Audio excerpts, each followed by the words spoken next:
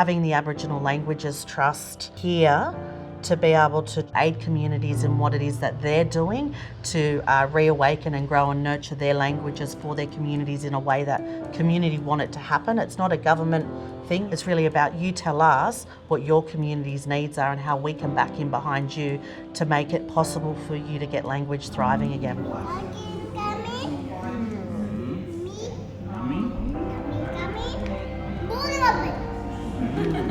Language is ensuring that we continue to tell our story and that we continue to awaken the language which is out there on country, so that we as First Nations people, or as the original custodians of this country and the first voices to be ever spoken on this whole entire planet, for the legacy of who we are and to ensure that our stories are continually be told.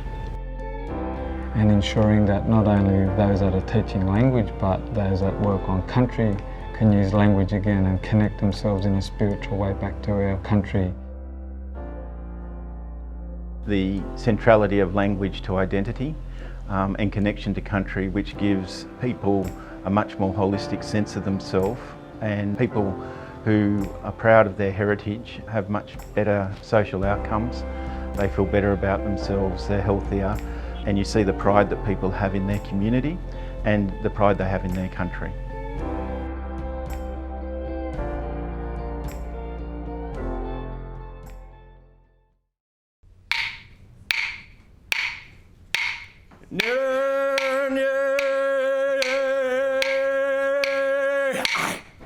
In 2017, government passed legislation through Parliament to recognise the importance of Aboriginal language, the Aboriginal Languages Act, and it did more than just recognise the importance of language to community and to the broader people of New South Wales. We came together on that day to celebrate a wonderful achievement, not by government.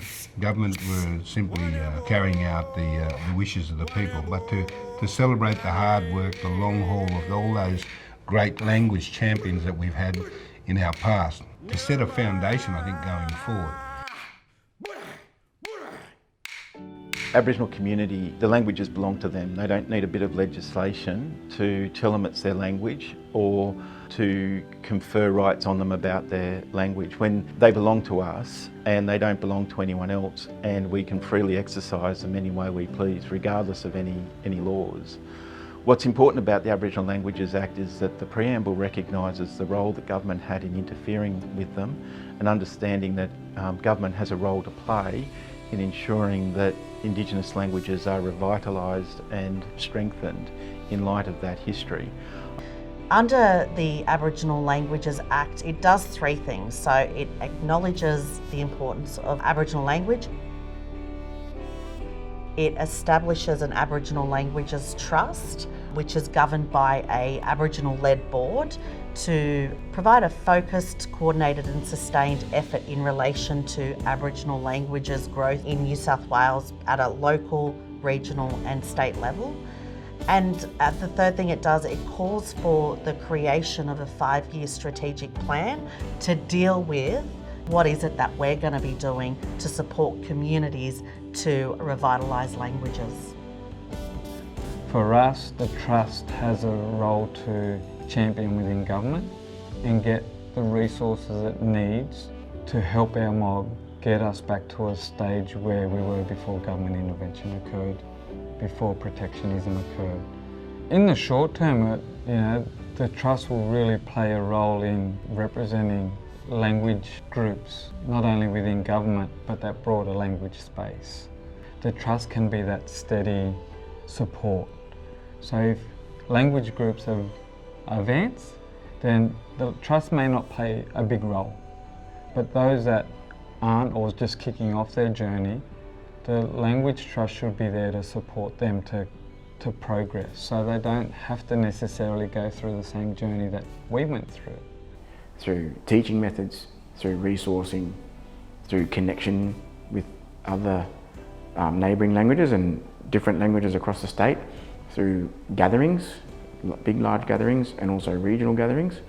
That's what I see as important, and a really key and positive outcome of the strategic plan is that focus on communities. We're interested in trying to expand the cultural horizons, to think about language in a traditional sense. And when I say traditional sense, I'm not saying through a Western lens. When I'm thinking about language, I'm thinking about sovereignty. I'm thinking about the language that lives in situ, that's in country, and our relationship to that. Talking about a sense of purpose, a sense of a strength, an inner strength that comes from being Guri, and then, you know, passing that on and helping young people to rise and become who they, you know, to realise their dreams. The youth of today are leaders of today, and they are also going to lead us into tomorrow as our future elders. And so part of the trust will be ensuring that we can get out there and to share the knowledge with everybody, so that they have that opportunity to make the linkages and the connections and the reconnections and the reclamation of language, and for our own prosperity and our own cultural identity and affirmations. I think the trust is such an important instrument. We're up here in Coffs Harbour going to the first bilingual school. So I think those places, they're the next step. We're bringing the ingredients to make a fire. They're going to make the fire, and they're going to grow a community in and around that fire. I'd like to see a state where Indigenous languages are respected, celebrated, and that they're used frequently on a day-to-day basis, not just among Indigenous community, but are acknowledged and respected by the wider community. 10 years ago, it wouldn't have been a discussion necessarily that we would have been having, and I'm really hoping that the Trust can just amplify all of the aspirations of community and really drive them forward and aid them in achieving really positive outcomes in that space.